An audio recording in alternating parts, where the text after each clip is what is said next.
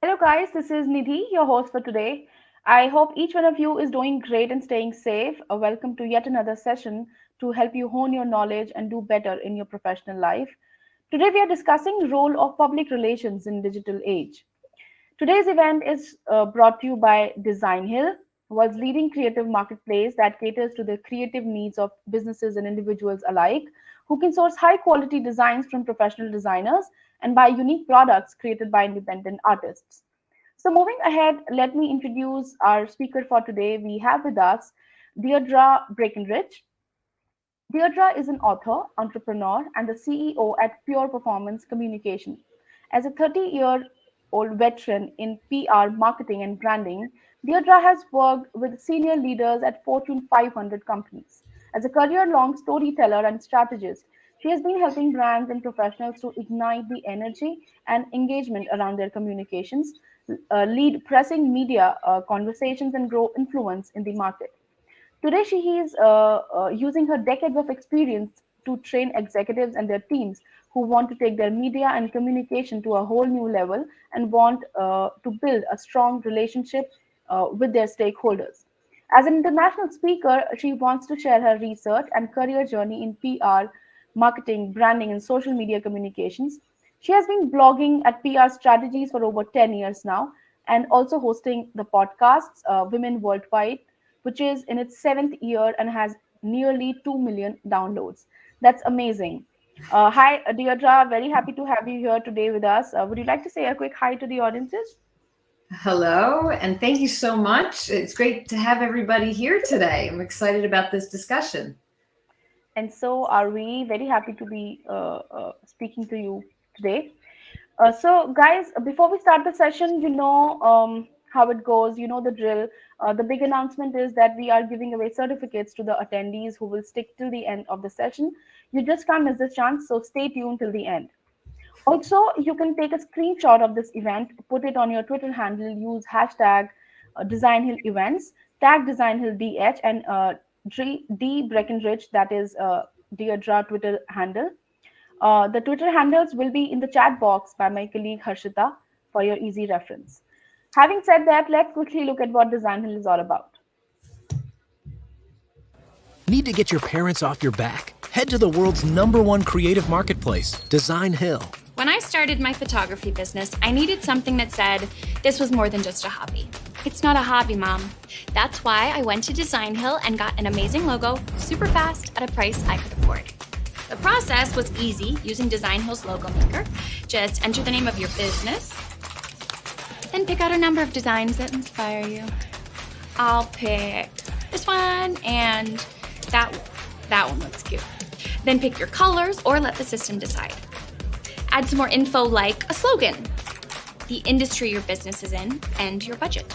The logo maker, using machine learning and artificial intelligence, will design thousands of logo variants that you can choose from and adapt. In fact, I was able to get everything from business cards to t-shirt design and complete social media kit, all with the click of a button. With that, I'm all set. Now everyone I meet knows I'm a legit photographer. Even my mom. It's real. That's decaf. Let the world know it's real and build your brand with DesignHill.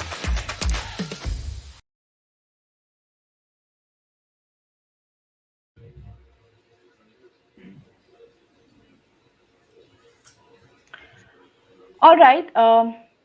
So we are back. That was all about Design Hill, and we are set to start the session now.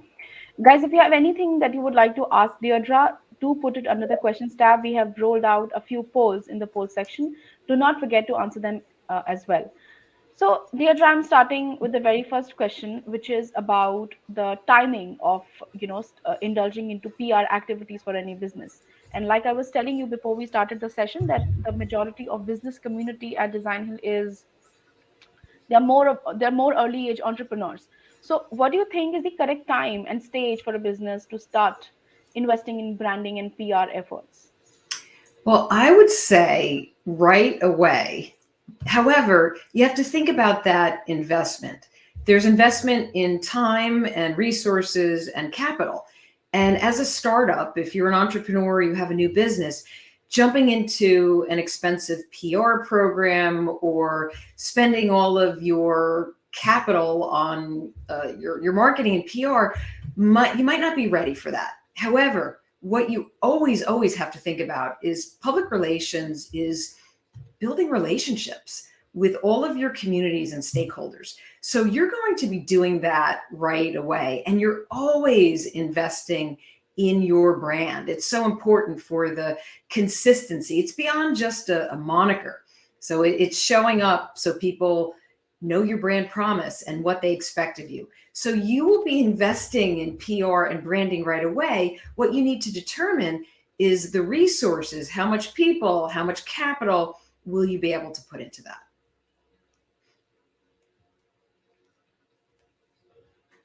Oh, I think, are you on mute, Nidhi? Yes, my bad. I was on mute. I was saying Right. that, yeah. Sometimes it's me. This time it wasn't.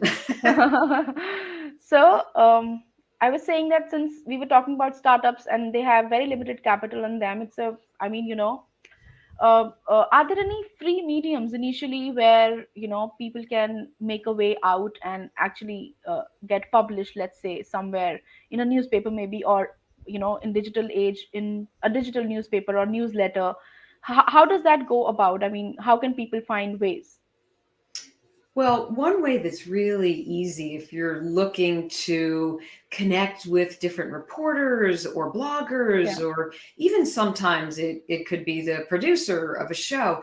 There are resources. Many have heard of this. It's Help a Reporter Out. That's Harrow, which was developed years ago by Peter Shankman, and he then sold it.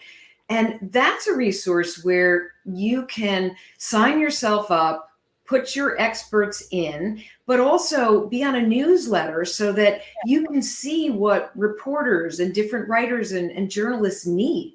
And you can respond and pitch, which then goes through Harrow. And I guess those pitches are vetted.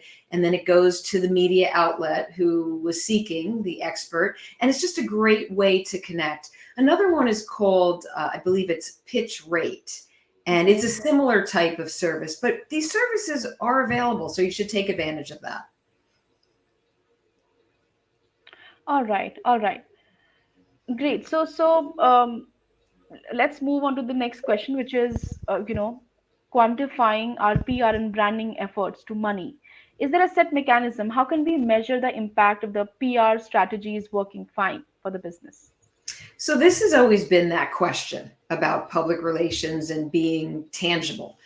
And that's one of the reasons why so many in the C-suite look at PR and they think tangible as in news release. That's not it. Public relations is so far beyond just crafting a news release and distributing that. Now, in some cases, that's still important for a brand. However, in order to quantify, it could be directly from click to conversion. You could be doing something on social media. You could be adding something into a blog or a news release that gets consumers, your customer, to take an action that can be measured. And that is really important. Public relations, yes, it is about image and reputation and awareness, but it's a part of the puzzle, the bigger puzzle, and we are a part of the business. And we need to be measured in terms of, it could be those higher level buckets, such as customer satisfaction. That's important to the C-suite. It could be brand health, because we are all about the brand and the reputation and the health. It could be sales and revenue. PR and sales work together really well. So I think when it comes to measurement, and this is just on a high level, it's thinking beyond how many people viewed our news release, how many people shared that post that we put out there, or we got a hit and we're sharing a clip from a TV show. It is engagement, but where does that engagement lead, and how do we measure it in terms of our brand and the money part? All right. So my next question would be about a misconception that people have about PR in the industry, and especially people who have just started out. Is PR strategy only for those people or brands who have made a mistake and now want to sanitize their image? Or is it the time when PR machinery must be the most effective? Please throw some light and bust this myth for us. Okay, so I love this question because a lot of the time professionals are introduced to PR when something goes wrong. But in essence, if you use public relations when things are going right, the goal is always to keep the cup of goodwill in the public full. And when you do this, meaning when you have great relationships in your communities, and whether that's a social media community or your physical community, or it's with your employees, with the media, with partners and vendors, whomever, when you have a great relationship, when something goes wrong, then you have all of these partners and people who will give you the benefit of the doubt. So I was just thinking about this the other day because I don't know why this popped into my head, but it was an early story about Motrin. And Motrin back in the day came up with this really what they thought was a good advertising campaign, digital marketing campaign. I think they had TV commercials around this. It was definitely out on social media. They were trying to reach moms, new moms who were carrying infants in their carriers in front. So you have this sort of carrier that straps onto you. And they were saying that you get such a bad backache by carrying your child this way. And this went out over social media, and they really didn't have a presence. They didn't have community built up, champions who, when something goes wrong, can jump into your rescue. And that is the nature of community. When you have champions, they're there to help. And a lot of this went viral, and it was very negative. The moms that they were trying to reach were upset. Well, we love our babies and we're proud to carry our babies this way. And rather than connecting with this audience, there was so much backlash. Wow. And I guess the moral of the story, and for anyone, is to understand that if you're there and you're building relationships and you have champions, you're going to be a lot better off when something happens, because they're going to come to your rescue and they will support you. And that's why you want to use public relations and all the good in the public, so that when something happens, people will turn and hear your side of the story. And they're not so quick to share the negative and to bash you even further. That's amazing. And we love stories. We all love stories. We look forward to hearing more stories from you about, PR and branding. We had similar brand in India, a fashion beauty brand, which were into creams that only caters to a certain section of women who are fair, and that kind of propagates the agenda of how important being fair is. So, and there was a lot of backlash that they also received, because then it was not body positive. And then they did a lot of PR around. They spent a fortune actually then to sanitize their entire image. So yes, that works, and I personally was very keen to understand and listen more on this from you. All right. Um, okay, my next question is about brand strategy and PR as terminology. So the words brand strategy and PR are used interchangeably, with not many knowing the difference between the two. Suppose for a large scale organization disaster, the PR people are only concerned about company's image and not necessarily the brand strategy during the recuperation phase. How does the organization and the people involved get over this conflict? Well, let's break it down first. Yes. When you have brand strategy, you're looking at the long-term strategy or plan, the goals that you're trying to achieve, because you want the result to be preference, awareness and preference of your product by your consumers. So your brand strategy is to move consumers from that awareness to the preference to the purpose. And PR is there to help. There's no doubt about it. And PR raises the awareness, gives the exposure, helps with the third party credible endorsement, is there to maintain the reputation. This works hand in hand. Everybody is on the same team. And I think what you're alluding to, sometimes with larger companies, you have different brand products, you can get divisions.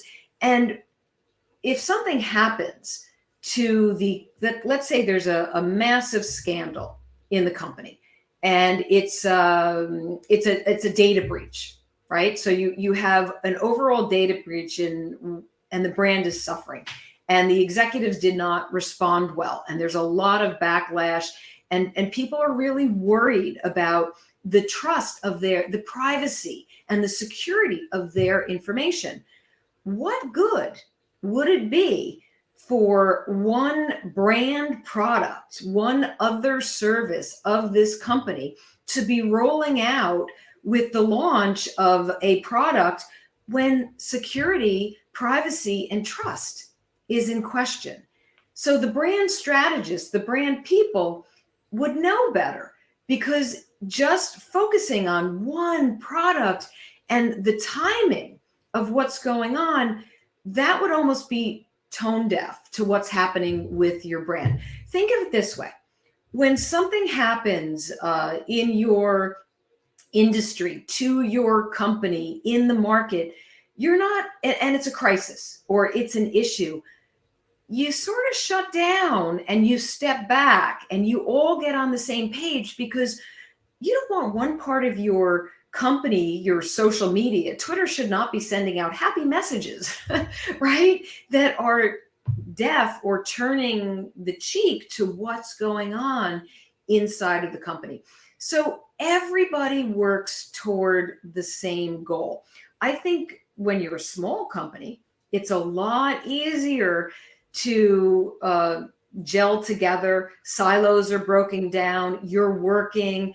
It's clear who the spokespeople are, how you're going to be communicating, where you're going to communicate, and nobody's rolling out with any kind of messages. It's all sort of filtered through to the right place. And I think this is something to keep in mind, whether it's the smallest company or the largest company. You're shooting yourself in the foot if suddenly PR is not connected to all of the brand, because at the end of the day, you want to work together to get through whatever is going on and to be sharing what is expected, what are the right action steps, and that you look one and whole as a company rather than fragmented and one hand doesn't know what the other is doing. So I hope I answered your question. Yes, you did. And in a nutshell, it's about coordination, basically. I mean, it's about coordinating between two, departmental coordination, basically, which is not there a lot of times. So yes, And you have to work toward that. yes, You have definitely. to, as a company, if you're not collaborating internally and sharing what is going on, oftentimes, and that doesn't just mean letting the marketing department know, letting this or that department know. One thing that happens quite often with a crisis or a large issue is not letting the employees know. And at a certain point, they're out there on social media and they start to get questions from their peers, or media start approaching them. And if they're talking and it's not what you need to be sharing at the right time, that's actually creating more issues for you. So it's so important to connect as a company to work on, what does your overall crisis plan look like? What are the channels of communication? How are you letting even your own employees know what's going on? That's super important. And when you trust them, they feel more invested. When you leave employees in the dark, that leaves room for their own questions and distrust and lack of motivation and productivity, and some of the negative things that happen when practices are in question or ethics are in question and executives are suddenly exiting. Employees need to know, and they can be your allies. All right. All right. Okay. So let's quickly take a mid roll. I'm sure everyone is enjoying this insightful session, and I request everyone to stay tuned, and we will be back for more questions in a while. Let's take a quick break.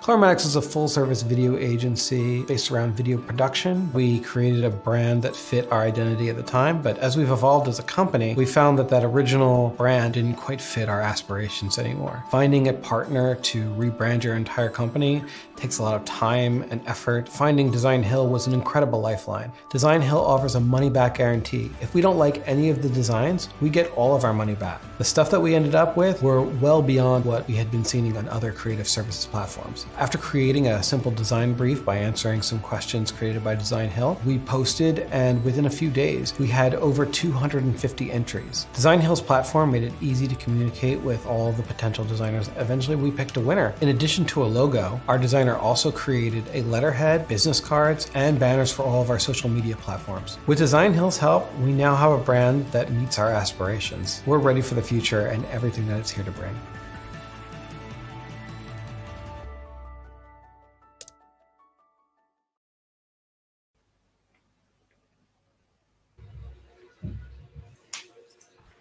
All right. So quickly moving towards the next question. It is about the pandemic, like, the very times we are living in, though, it has only gotten better, which is a good sign. But the marketplace could not be more dynamic and disruptive than it is right now. How can PR professionals pace up their agility to this ever-changing environment? Wow, that is quite a question. Before I answer it, I just want to mention, I love how there's people from all around the world who are participating. So shout out to everybody, whether you're in Albania or China. Thank you. Thank you so much for being here. Yes, we are in a dynamic and a disruptive time, and agile is the word for it. One of the things that I remember back in the day as an agency owner, so I'm going to take you back to, oh goodness, the year 2000, 2005. When we were planning for a year, and you wouldn't do that now. Planning is much more agile. You are testing as you go along. You're using a framework that allows you to test, to change. There's different iterations. You're measuring. A lot of your process has to change as well. So as you're up against the disruption, and you're also seeing the behavior of your audience, think of it this way. If you're sharing the same content that you were trying to share 5 years ago, guess what? That's changed too. Because sadly, I'm here to tell you that the average attention span of Gen Z, so Gen Z is entering into the workplace, it's about 8 seconds. And millennials are at about 10 seconds. That's not much better. That's a really short attention span. That means you have to so quickly capture attention, or it's gone. You don't have them. And with so much ability to share and saturate through social media, that really makes you step back. You need to be really close to your audience and their preferences. This is not about demographics. We all know that somebody can be in a certain location, they can have a certain income, male, female, age. This is much more about preference and interest, and psychologically how they're going to behave and how they're influenced. The way they're influenced by data and a a herd mentality, the wisdom of the crowd. So I hope I'm getting you to think in a way that says, oh, wait a second. We were trying to do something, maybe something is working from years ago that just needs to be adjusted and tweaked. So think about the way you're sharing, think about the format, the length of your content. Talk to people, talk to your customers, your consumers, your partners, even your own people. And then you can size up better how to share and to get that interest, to keep it, and to really move it along to a point of you have loyalty and you have people who will advocate for you. All right, that's really insightful. Also, you've been here for so many years, Deirdre. I think for more than 30 years now. What do you think are the common mistakes that PR professionals usually do in this space? Oh, I've made many Most common mistakes. mistakes. Yes. So it is a lot of trial and error.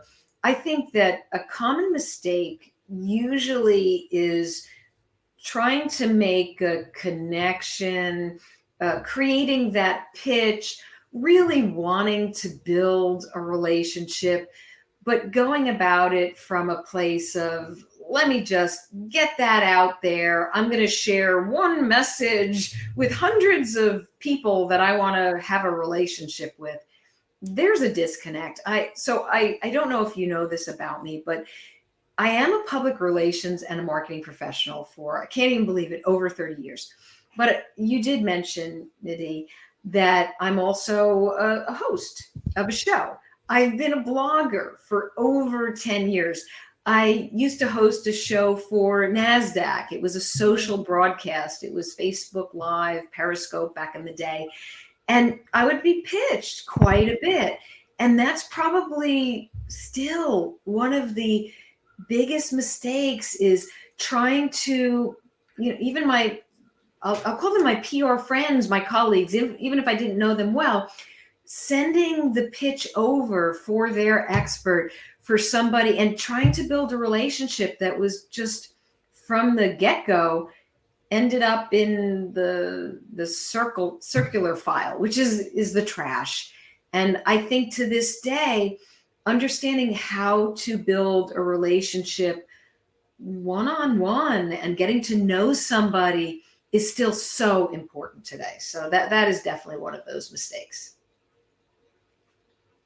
Well, we were expecting for many more mistakes, but Oh, there's more. Oh, there's I could go on. Yes, please go ahead. Okay, so there's also, and this isn't everybody. This is not, I think in general that public relations understands that we need to, there's a lot of passion out there. And yes, we are passionate storytellers, but there is an objectivity. There is a sense of what is news, what is journalism, what is fake. And we need to err on the side of caution. We need to be on the side of, I've sourced this story. This is corroborated. This has real news value.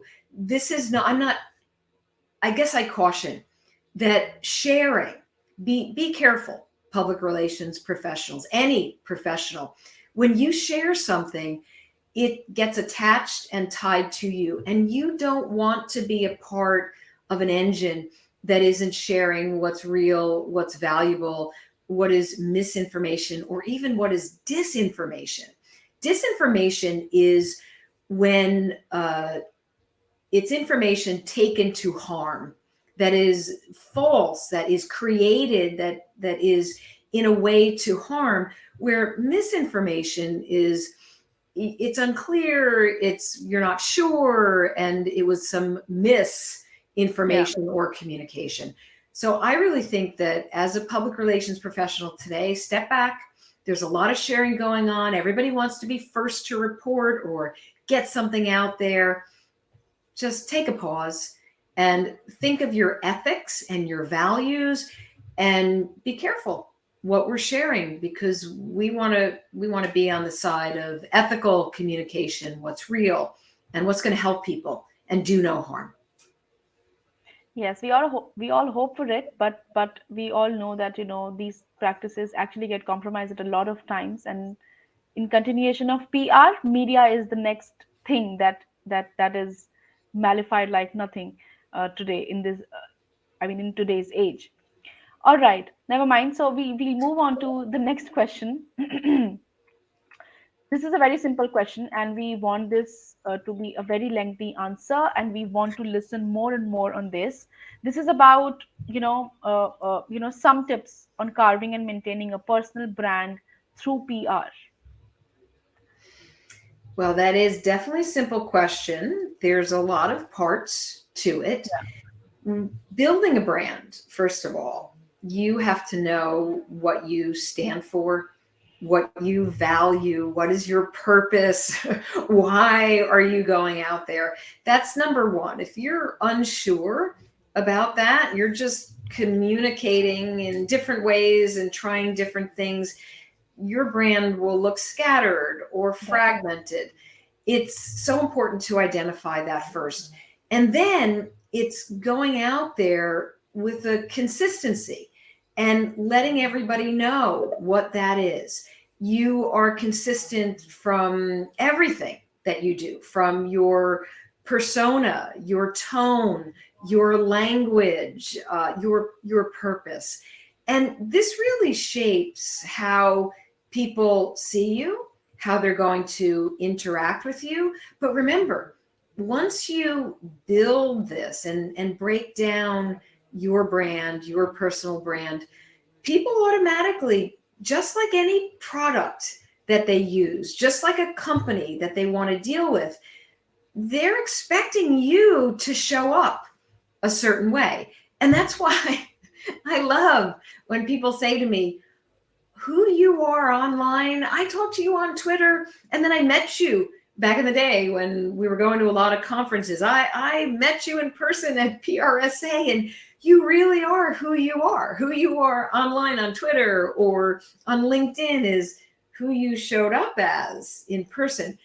Yes, that's what you need to do. People come to expect you to show up and to serve in a particular way. So that is very important.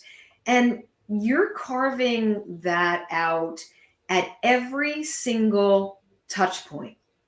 And you live for that consistency of message, of image. And what I say to everybody, when you start to develop yourself, right now you're beginning your company and you have a startup and you feel this need that all of the executives need to go out there and have a platform. I think that's really a good idea. But also, when you want to build your brand, take stock of what's going on with your brand. So you might be out there anyway. You might already be participating in some way. Turn on some Google alerts. Set up mention for yourself. Make sure you do searches. And it could be a general overall web search. It could be a news search of where you've been quoted. It could be a video search because you don't know where you've perhaps been captured on video somewhere, somehow at some trade event. Somebody asked you a question. It could be an image search. And just step back and see how you look.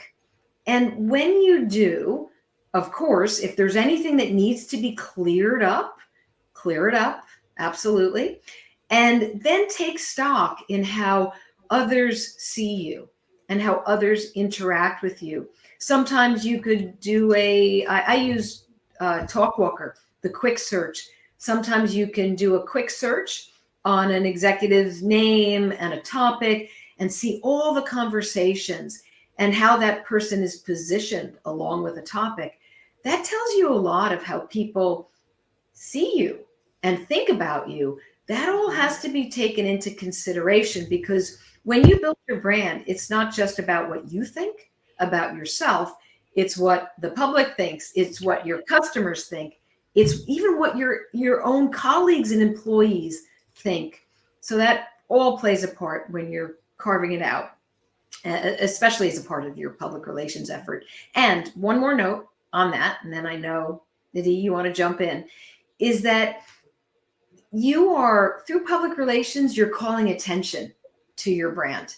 And it's the greatest awareness ever. And putting it out there on social media is even greater because of the exposure. Make sure that you clean it all up before you highlight yourself or your company. Absolutely, absolutely. All right, so I have my share of questions has ended now, and we have a lot of questions from our attendees. I'm gonna start right away from the bottom, and the question is by Ronald. What are the key factors that will define the role of public relations in a digital area? I guess that that has already been covered, but if you can just reiterate in a quick 2 minutes. Sure. Yeah. So I think there's three factors because of our involvement of what we do. It'll definitely be around the listening part of our role. We are there to listen and to be able to perceive what is happening with the public, to translate that back to our companies. That's really important. That's an important role and factor that defines us. It is the reputation. Reputation is, you can build a reputation for years, and within 2 minutes, it can be shot. So we are going to be a part of the reputation management. And it goes back to the brand. We are the brand police. And that's a good place to be, in such a way that we always want to come across as the human, the transparent, and the relationship builders. And if you can do that as one of your factors, you can't be replaced by the robot, because robots cannot build relationships. Marketing automation can help certainly with a relationship, but public relations, that's when you get to the heart of people. And we are people, human, authentic. Right. Amazing. So moving on to the next question, which is by Tiffany. When sharing content on social media platforms, would you say that content should be posted to all the platforms, or would you say that different platforms accommodate different types of content? Tiffany, I like this question because there's a time and a place when you can roll across platforms with a particular message. You have a big announcement and you know that the people on Twitter and LinkedIn and your YouTube audience will all benefit from it.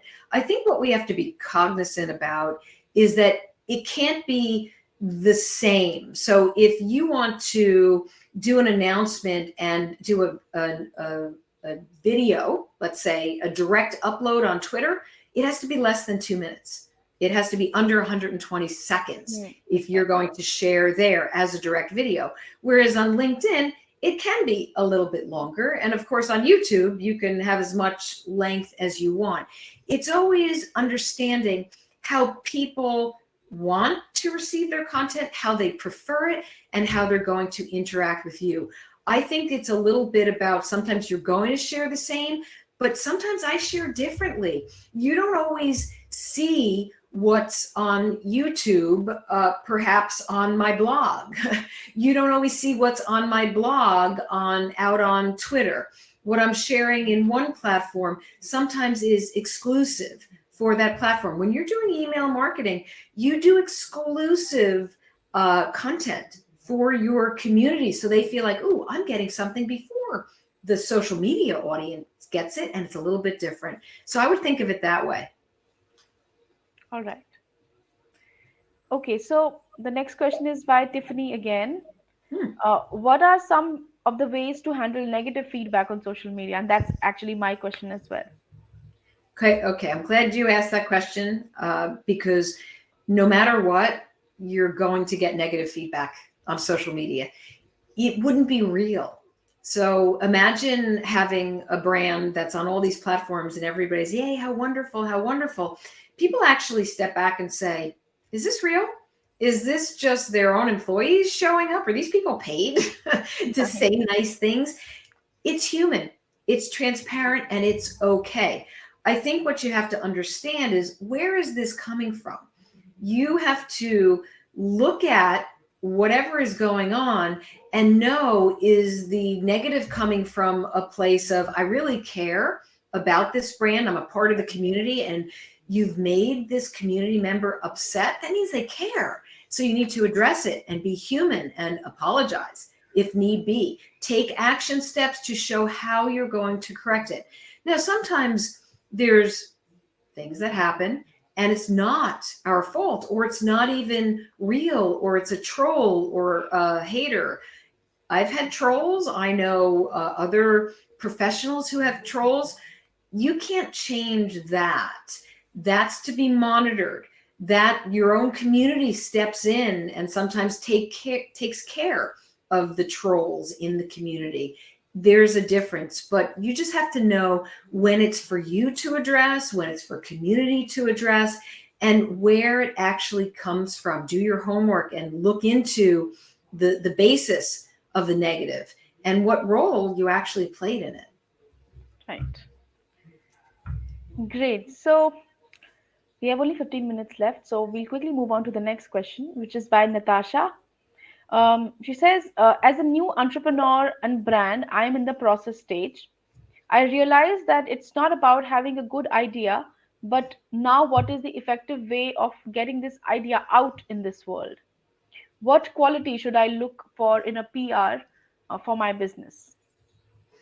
Natasha, thank you for asking this question. It is a process. So qualities to look for. That's an interesting way to phrase it. You want to come across, no matter what you're sharing, because of the way social media works and the way that people respond, always as human, always as genuine, from a place of help, from a place of caring. And just remember, whatever you've set up and whatever homework you've done about your brand, when you share, you have to show up that way. I think it's a blend. You'll have your process, and whatever you release through your channels that will matter to the community and the culture through every channel, stay there, listen, participate. Don't be the brand, especially in the beginning, that just looks at the outputs, that just shares it and then moves on. When people engage with you, when they comment, when they thank you for sharing, if they have a question, it's up to you to carve out, who within my organization, do I need a community manager who's going to handle all of the comments and even be the cheerleader on the different channels to get people talking. That is so important, because otherwise it's just output. And if it's just output, you don't inspire people to take your content and do something with it. Because when they take your content and do something with it, chances are you've inspired them. You're going to get that third-party credible endorsed. So that's really important, which can lead to a really valuable outcome. Deeper conversations, driving people over to your website, seeing how and what they do from there, and what they respond to, what they click on, and ultimately what they download as a part of their getting closer and carving a relationship with you. So I hope that helps. That absolutely does, and Natasha will agree with me as well. Okay, so the next question is by Adlira. If I'm sorry if I'm not pronouncing your name correct. The question is, when you are working with an international brand in various countries, how much of the brand communication strategy should preserve the original part of the brand, and how much it should be localized? Not sure what that question means, but I'm sure you got an idea. Well, I think when we talk, thank you for, that's a good question. And I just immediately, the way that I think about it, the original part of the brand, So there are brand values, there are brand offerings, there's a way that a brand shows up. However, it cannot be the same across the world, because we know that brands are made up of imagery and tone and language, and maybe the purpose stays the same, but perhaps the colors you use in one part of the world are different than the colors in another part of the world. Perhaps some of the ways that the wording of the brand, the way that it translates, could be different. And there's an example that I'm thinking of with a car company, which was named, it had a brand name, but it translated into Spanish speaking countries as no go. and cars are supposed to go. So you have to really think about it, right down to different campaigns and advertising campaigns. And I think that's where, if you are a larger brand and you're looking at your public relations, you want to attach yourself to an agency that has global roots, that understands the media in different parts of the world, because at the end of the day, they are translating, they are creating a campaign that really fits the local, which is important. And I hope that's a helpful answer to you. Yes, thank you so much, Yadra. The next question is by Ivana. She says, I am a new web designer, and I want to know how can the web designers get to do better about the content as they are working on for the business strategy, and does the quality of research have a huge part in that process? Okay, so as a web designer, I would think that better content means you could look at it from different ways, because it's a path. When people come to a website, they're on a journey, and there's a certain experience, and maybe there are different buyer personas. So it's going to be really important that as a designer, you're thinking about visually pleasing, a wonderful experience. Does that mean an experience through video? How do we make this more interactive? How do we make this quicker so they just get it? We're a technical product or process. Do I need that 2-minute video on the homepage that really spells out what we do? It does take research. And as the web designer, whether you are a part of the company or you are a freelancer working for a company, you need to be connected with other areas of that company that has important research about the customers. Maybe it's being connected to sales who are already talking. Maybe it's a redesign of a current site, and the salespeople already know, and customer service already know what customers react to and why they get really excited or really angry about having to do certain things on the website. This is all important as a designer for the design itself and the functionality if you're doing the programming, because at the end of the day, you're providing such an important experience. The website is usually the hub of where you want everybody to go, and your role is critical. So yes, it's the quality of the research, the connections that you make within the company, and it is all about the best way that you are going to present that content in an experience that enlightens and helps quickly and gets people to say, this is exactly what I want. I'm glad I'm on this website. Right. So the next question is by Delilah. That's a pretty name, Delilah. I hope I'm pronouncing that correct. Okay, so the question is, would the same PR tactics that we just discussed in the entire session be used for businesses working for an NGO, or how will it be different for an NGO? So I think every business has to, so non-government organization, NGO. Right. When you think about public relations, there are certain nuances based on your business, but in essence, it's always about who you're serving. So I think that is the biggest question. And I wouldn't start with the PR tactics. I think it's stepping back to what's your strategy? What are you trying to achieve with your goals and objectives? How are you actually going to measure all of this? Do you understand where you need to show up? What sort of messages will resonate? Who are the influencers and the media that you're going to build relationships with? That is first.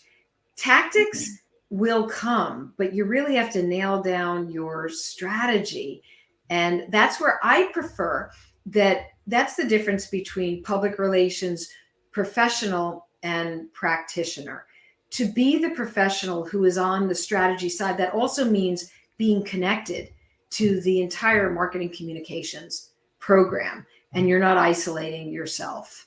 So I hope that that's helpful, Delilah. Great. So we are only left with two questions, and these two questions are by the same person, Mark. We'll start with the first one.